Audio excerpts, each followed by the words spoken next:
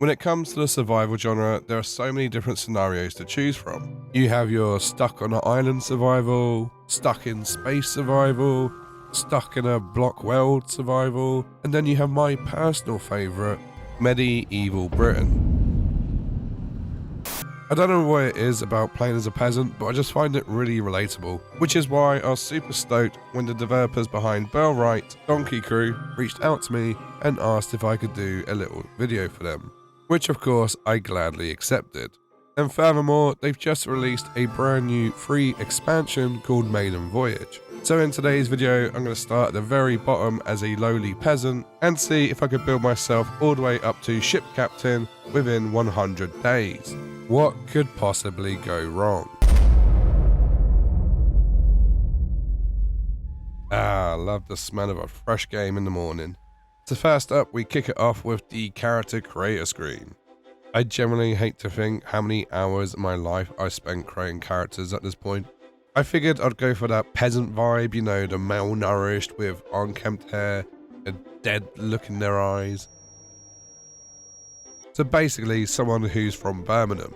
I woke up in a steaming mood, yeah, because I live in a hole. Do you know what I mean? Birmingham is a Honestly, if I was that poor, I would just shave my head so I'd save money on shampoo. It's just clearly a life hack. With my character created, all I had to do next was name him and then choose the difficulty setting, which for once in my life I left alone because I don't want to make this any harder than it needs to be. That's what she said. One load screen later and I was ready for my adventure. Hey, you're finally awake. Is not how the game started. Instead, it loads up showing you this beautiful valley in front of you. So off I went to try and find some sort of civilization. And as luck would have it, there's a village just on my doorstep. So just like any normal person would do, I walked straight in and started speaking to random strangers. I think we need to talk, traveler. You're a new face around here, and new faces showing up rarely ends well for this village. I feel welcomed already. Go build yourself a shelter somewhere if you insist on staying in the lowlands. Come back when you're set up and maybe you can earn your keep. Essentially, he tells me to piss off and live somewhere else, but I can come back for work. So truly, I'm starting at the bottom of the hierarchy and now have to go and build my own little abode. Which is fine because I was given this handy tutorial. Not quite understanding what he meant by outside the village, I tried to find a place to put my hut down. Eventually, I found a spot for my house, which was apparently in the woods outside the town, next to a stack of torn up magazines. Let me know in the comment section if you even get that reference. I picked some flowers and some sticks, which is apparently enough to build myself a humble shack. Cue one shack building montage. I really like the detail, the fact that you have to build it yourself. It kind of gives you a sense of accomplishment. Also, it scratches that itch of wanting to go into the woods and just make my own homestead and never see society ever again. Anyone else get that urge, or was it just me? Anyway, 2 minutes later, my shack was complete. This is what I'll look like once my YouTube career is washed up. So, pretty soon. And on that note, if you do like watching my channel, please like and subscribe. I'm desperate. I returned back to the village and spoke to some of the lovely people who inhabit it, and even tried to recruit them to my own village, but they just weren't having it. I mean, if a bald-headed guy who showed up out of nowhere and lived in the woods suddenly invited me to his village, I would probably say no too. Feeling defeated, I went back to my shack in the woods, built myself a campfire, and went to bed. I have to say, it felt like a productive first day, if I do say so myself.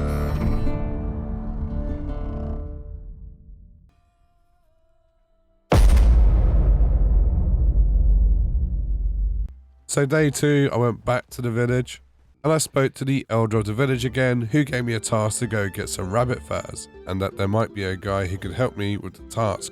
So off I went to try and find this mysterious person. And on the way, I might have robbed a religious shrine, but you know, I'm also religious, so it's okay. I eventually met up with the mysterious stranger I was sent to get help from. His name was Lobomir, and he had a cool outfit on, so of course I invited him to join my village, and he said yes, strangely. He's going to be so upset when he realizes the village I'm talking about It's just my shack in the woods with a bunch of chewed up magazines. I figured it might be a bit weird if two bros suddenly start camping in the woods together, so I built my house out in an open field. Okay, slight lie, I didn't do anything, I got him to build a house himself, which he really dragged his heels on, so I ended up helping him out. It was almost like this was his master plan all along. I really do like the building mechanics in this game. It's not overcomplicated, it's pretty simple, but it just works as well. With his house built, I'll see if there's anything else we can add to jazz up the place. And we settled on this lovely table from IKEA, who are funnily enough today's sponsor. For legal reasons, that's a joke. Today's sponsor is Bellwright and only Bellwright and their amazing new expansion, Maiden Voyage. I didn't want to feel left out and I don't know how to move my shack, so I built a second one, right next door to Lubomir here. I was almost complete, but it was starting to get dark, so I needed to go to bed. The game obviously has a lot more to offer than just building shacks in the middle of a field. There is a tech tree that you can follow and you can slowly upgrade your village, or shantytown. The idea is you can automate the process of gathering and crafting resources, but you're going to need more than one villager to do so. Despite only being 2 people, I do feel like our village was starting to take shape and even have a bit of character. Our diet consisted mostly of roasted mushrooms and whatever else I could burn on the fire. And it got me wondering, how long did it take civilization to figure out which mushrooms were poisonous and which ones were safe? Day 5 was a eventful day. Whilst out gathering resources, I ran into a few hoodlums, who started attacking me without any good reason. So I started using my chopping axe to try and bludgeon this man to death. One thing that has to be said about this game is that the combat is actually pretty decent.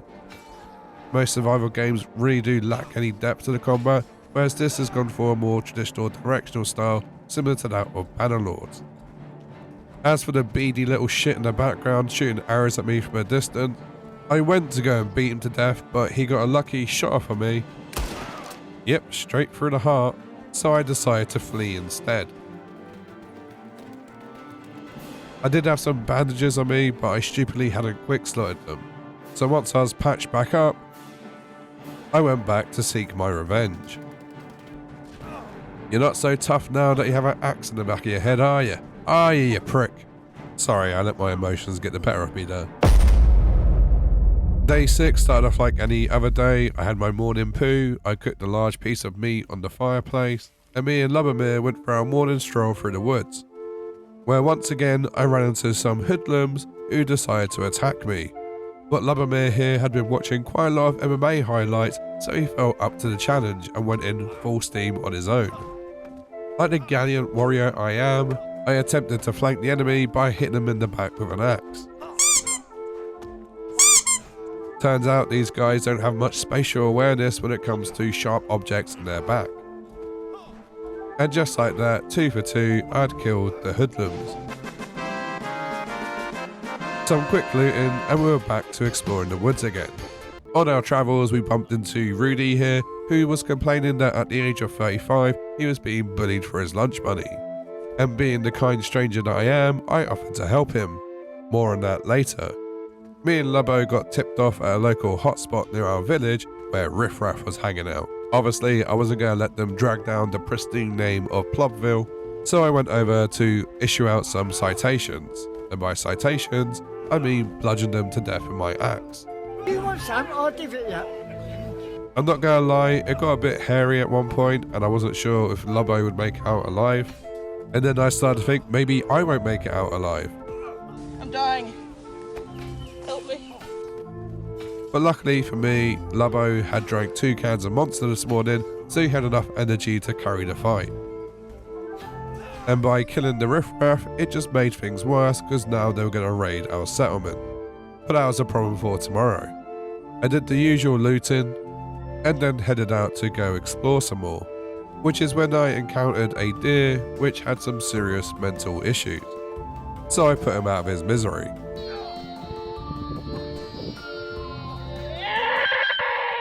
And as if the day couldn't get any worse, we were then attacked by a pack of wolves. Honestly, this neighborhood has gone to shit. Blossom, Petal and Rosebud here, the XL bullies of the neighbourhood, were having a whale of a time and were getting some real licks in. I managed to euthanize Blossom,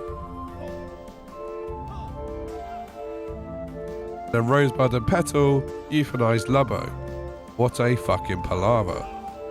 With my dying breath, I took out Rosebud, but unfortunately Plumville's population had also reduced by 50%. I wasn't actually sure what to do with Lubbo here, so I just stared at his body for a bit and then just went home. I felt like I'll probably need a replacement for Lubbo, so I went to the village and I recruited the local beggar. It wasn't really a like-for-like match, but honestly, I had pennies to spend. It was such a busy day that I returned to the village and went to sleep. Day 7 was raid day, and to my surprise, Lubbo had returned from the dead. I'm working. Hopefully he doesn't hold it against me that I only buried him in a shallow grave, by which I mean throw his body off a cliff. I also hired this peasant lady from the village who I felt added a nice feminine touch to this very masculine woody shantytown. To unlock new items you have to research them, and with the raid coming I felt like it'll probably be a good idea to try and research some weapons. And to add to the misery of the day, apparently it started snowing because winter had truly come. Anyway, there's bigger things to worry about, like the impending doom from the raid that was coming. I did my best to arm the villagers, the peasant weapon of choice being of course a ruddy big stick. And without further delay, it was time for battle. For whatever reason, these brutes saw me and did a straight beeline towards me, and Lubbo had clearly been paying attention to my previous tactics, started whacking this guy in the back with an axe. I couldn't be more proud. In theory, this should have been a 4 versus 2 fight, but the other 2 members of the village had ran away. I tried to hold them off for as long as possible, but it just simply was too much. So I did what I do best in this sort of situation, which was initiate a tactical retreat. Listen, you can judge me as much as you like, but these guys clearly had the advantage of being hard as nails and having bigger sticks. Unfortunately, my tactics didn't quite work out, which left the local beggar I hired as the last man standing, and he just ran away some more, which was a perfect opportunity for me to respawn back in. It turns out I'm not quite the fighter I made myself out to be. And round 2, well, it didn't exactly go to plan. And then this really strange thing happened where I fell into a wormhole. It felt like the present no longer existed. And they get sucked into the center of the universe, and they realize there is no center because there is no boundaries. And it truly felt like I was going backwards in time. Approximately 5 minutes before the raid. With the power of hindsight, I was able to make sure my companions were well fed and well equipped. And when the raid finally did show up, I can't help but feel it was a lot smaller than what I remember. That's what she said. Old Lubbo ran in all guns blazing, whilst the other members of the village just ran. And I assure you they were well fed and had no real reason to run away. Anyway, it was down to me to save the day and save the village. Axe versus Pickfork, Noble Peasant versus Local Hooligan, Bright Said Fred Doppelganger versus this guy. So of course I won the day. There's no way I was going to lose this time. And would you believe it, my villagers soon returned to come get the spoils of war. Where the were they when I was busy get my head caved in? It was now day 10, winter had passed, and I was still a peasant. 1/10 the way to my goal, and the closest I was getting to a maiden voyage was this pond. Some local hooligans had set up camp on our land, so we decided to evict them. Things were going well until Lubbo took an arrow to the knee. Enemy easting on 30 above! Honestly, at this point, I'm starting to question Lubbo's fighting ability. I managed to get it from a 3 versus 1 to a 2 versus 1, and then proceeded to have a parry back and forth with the hoodlum. All that was left was the archer, who I line of sighted, and as I went for the killing blow, I decided to do a 360 no scope instead.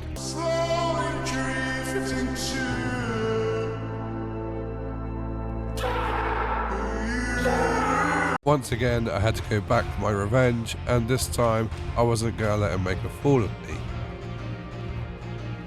Not only did I claim another camp, I also leveled up in my strength. It turns out, on one of my spontaneous bandit purges, I actually managed to kill this guy's school bully, which meant he was happy to join my village, and Rudy here seemed like quite the skilled fighter. Day 15 and the village was really starting to take shape. We now had multiple shacks for people to live in. I was slowly unlocking more stuff to research, and my quest for the local village was starting to pile up. I had even managed to craft a bag so I can gather more resources. Don't get me wrong, I was still a peasant, but hey, I was a peasant with a handmade Louis Vuitton man bag. I like to think I was getting better at hand-to-hand combat, or at least getting more tactical about it, so I wasn't just running in like a noob and getting my head caved in. By this point as well, I was exploring more on my own, leaving Lubbo behind to attend to the village. It was probably for the best because I'm pretty sure he had CTE by this point. Day 20 and life was good. We'd actually created a whole cooking area in the center of the village. The day that passed, the village got new amenities, and there was also some new recruits. And as for myself, well, I was becoming quite the little Robin Hood. Just minus that accuracy and robbing from the poor to give to the poor. Sadly though, Lubbo was up to his old tricks and dying within the first 10 seconds of any fight. With my new bow, it allowed me to get some range between me and the enemy and just pick them off one by one. Truly a game changer. What the bow also allowed me to do was give me the freedom to solo bandit camps. Don't get me wrong, I was fighting in the most cowardly way possible, but hey, it was effective. It was the equivalent of having a F-16 fighter jet whilst the enemy, well, they had a ruddy big stick. The main thing was, with every bandit camp I cleared, I was making a safer, greater environment for my villagers. I'm doing my part. Day 21, another raid. But look at these guys are ready for action. And more importantly, they had food so they wouldn't run away. Obviously, I stayed back and acted like the artillery whilst they ran in and risked their lives. You can do it! Cut his fucking head off! One thing that could use some work was my accuracy. Give me a sniper rifle on Battlefield 6 and I'm shooting people out of helicopters. Oh, just shot someone out of a helicopter. However, give me a bow in some medieval peasant game and I'm gonna struggle a little bit. But hey, we won the fight and even Lubbo here survived.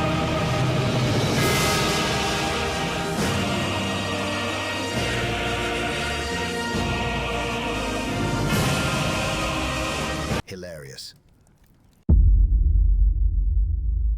Day 31 and I had discovered fishing. This new activity is part of the free Maiden expansion. Did I mention there's a new expansion you can play? It's very important that I tell you about the Maiden Voyage expansion.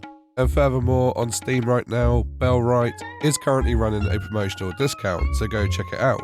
But in all seriousness, yes, they've added fishing, yes, it's a fun activity, and furthermore, you can get your villagers to do it for you, and there's some secrets to uncover.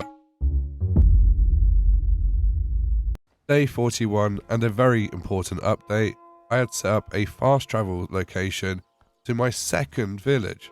Okay, this second village was very much a work in progress and still under development, but I did also set up a caravan route between this village and Plobville, but I could also do trading with the local settlements. Yes, I was still a peasant, but I'd also create a coercive synergy e-commerce between me and the other villagers. A dodecahedron photosynthesis of business.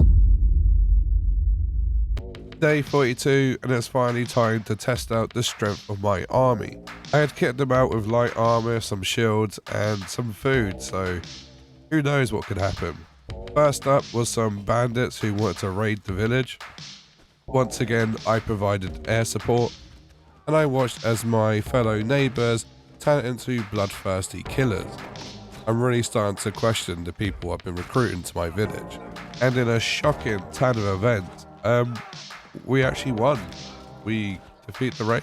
And we only had one casualty, that's the main thing. And it wasn't Lubbo. I didn't want to waste this momentum, and given the fact that morale was so high within the squad, I decided to go do another raid on a bandit camp. I was going to bring the fight to them for once. And this time the tactics were flawless. Me and Lubbo would fire arrows at the enemies while they charged directly at us, and the rest of the guys stood in the middle and acted as a distraction. This resulted in a flawless victory with 0 casualties. On day 50, I tried to steal some wheat from a local brigand encampment, and this went terribly, terribly wrong. I'm sorry. I'm really sorry. I'm really. Who's what? Please, I'm sorry. I'm a really wanker, sorry. man. I'm really Yeah? sorry. I'm sorry. Yeah? I'm really sorry. So I returned a few days later and had no issues whatsoever stealing their crops. Go figure. I found myself exploring more of the map, and I even came across the quaint little village of Bradford. Personally, I've never been to modern day Bradford, but I'm sure it looks exactly the same as what this village does now.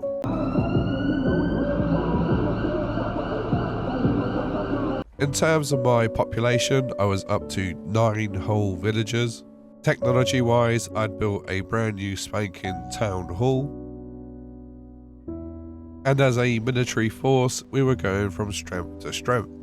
But I had concerns.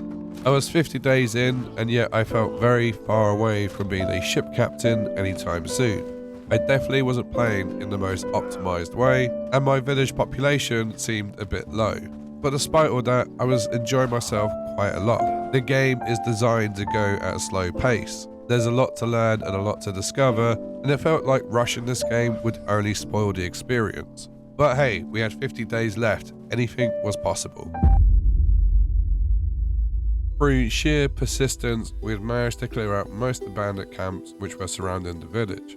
By doing this granted me more renown, which I could then use to buy more villagers for my village militia. And believe me when I say we needed all the manpower that we could get. It also meant there was less bandit patrols near my village, so I could do trading a lot easier without having to worry about caravan guards. And from a selfish perspective, just from doing more fights, I was able to level up my own character stats. And as for Lubbo, his revised role as a archer has actually paid off, and he's been leveling up and not dying anywhere near as much. And as for the village, well, it looked a lot different compared to what it looked like on day 1. We now had chickens and farms, we had other amenities, and most importantly, we had people who were working the land. I was getting into more of the organisation part of running a village, and had even started to create a private army. These were my best of the best elite soldiers. That's one thing I really enjoy about this game. You can proper go into the fine details of how everything runs, or you could just let it automate itself and hope for the best. And all of this was setting me up for a big battle. There was a particular blight on the map that I needed to deal with. If I was ever to become a ship captain and do my maiden voyage, I would need to clear away to the ocean, which is made difficult by these large bandit camps, which were a lot more harder to take down. So I rallied the entirety of Plobville to attack the bandit camp. So my whole village prepped and armed and ready, I kicked off the battle with a single arrow. The game plan was simple: draw out the main army and then tactically go around the back of them and then hit them in the back with an axe. As you can see, they had quite a large archery division and even crossbows. But as long as I'd done my job and kept them occupied, my army in theory could win the day. To my surprise, my troops started charging in. I can only assume that my great act of bravery had inspired them to charge in and defend their Capitan. After bandaging myself up, I went back into battle, and shockingly, to my own surprise, we'd only lost about 2 or 3 troops.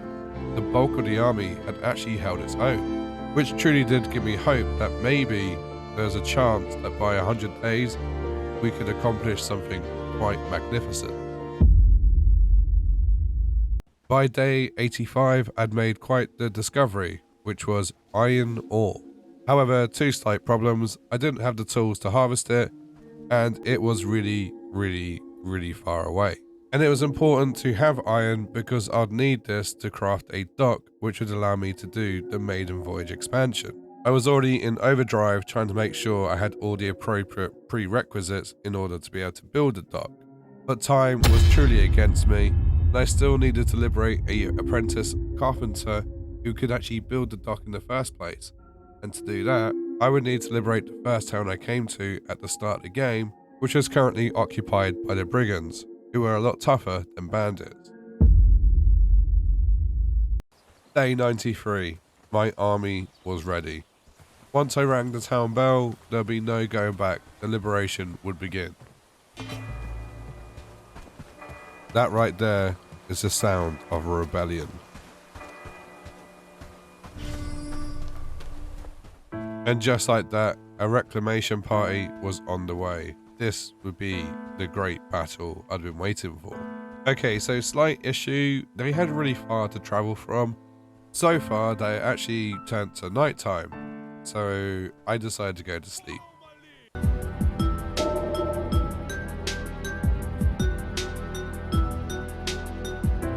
And when I woke up in the morning, I was too busy trying to sort my guys' gear out that I kind of missed the rebellion. Fuck. As if by chance, another wormhole suddenly appeared, and it threw me back in time by about 5 minutes according to the autosave, which was the perfect amount of time to get my army ready and not miss the fight. So I rushed to town, and to my surprise, it wasn't that big of an army. But I'm guessing these are more skilled fighters, so perhaps they didn't need as many people. As the sun rose, and without hesitation, my troops ran in and they steamrolled them. They absolutely annihilated these guys. I don't know if it was a case of that we had more numbers, or maybe they were just really tired from trekking halfway across the map. My guess is that the sun was actually in their eyes, which proved to be a tactical advantage for me. But I'm guessing it's more likely that I'd probably over-prepped this fight. I'm actually going to go out on a limb here and probably say I could have probably liberated this town about, 40 days ago. But hey, listen, sometimes it's more about the journey as opposed to the time it takes you to get there. What the hell is even that? I now had 6 days to get an apprentice carpenter, build a dock next to the ocean, and then do the Maiden Voyage. An easy task, I'm sure. Okay, so slight plot twist. I forgot I needed an apprentice carpenter and instead got an apprentice weaver, which used up most of my renown points. This meant I couldn't research the river docks, which was a prerequisite for the dockyard. And even worse, I should have actually been working towards liberating Padstow because they have an apprentice carpenter. And the carpenter in question... I barely know who you are and you're asking for my help. Yeah, he wasn't going anywhere anytime soon. So 4 days left, there was no way I was going to be able to become a ship captain in 100 days. I would remain a peasant. Unless...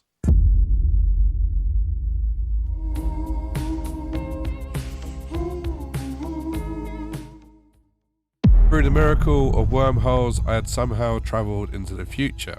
Plobtown was thriving, and better still, we had a dock. So I made my way to the shipyard, found a boat, and set sail for new lands. And just like that, I had escaped the mainland and was now on a whole new island to go and explore. So magical was this journey that I had even grown hair. The new biome comes complete with new resources, new quests, and obviously new settlements to visit. You'll also have to make a decision as to which faction to support. Me personally have already spent 50 hours plus just trying to get to day 100 in this game. And the fact that they've added a whole new biome to go and explore for free. Honestly, this is going to be hours upon hours of content. Personally, I can't wait to play it. I just obviously need to get there first. And on that bombshell, I'm going to end the video there. Obviously, if you want to play Bellwright for yourself, check out the link in the description below. And just a reminder, it is currently on sale on Steam right now. A big thank you to Donkey Crew for sponsoring today's video. And if you do want a part 2 of this video where I go to 200 days, well, get this video to 2,069 likes. But anyway, that's all from me. Catch you on the next one. Bye-bye for now.